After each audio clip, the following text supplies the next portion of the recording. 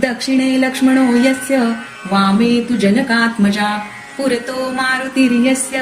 तं वन्दे रघुनन्दनं लोकाभिरामं रणरङ्गधीरं राजीवनेत्रं रघुवंशनाथं कारुण्यरूपं करुणाकरन्तं श्रीरामचन्द्रं शरणं प्रपद्ये मनोजवं मारुततुल्यवेगं जितेन्द्रियं बुद्धिमतां वरिष्ठं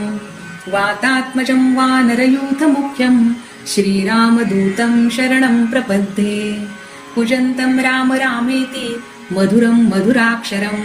आरुह्य कविताशाखां वन्दे वाल्मीकिकोकिलम् आपदामपहर्तारं दातारं सर्वसम्पदां लोकाभिरामं श्रीरामं भूयो भूयो नमाम्यहम् भर्जनं भवबीजानाम् अर्जनं सुखसम्पदां तर्जनं यमदूतानां राम रामेति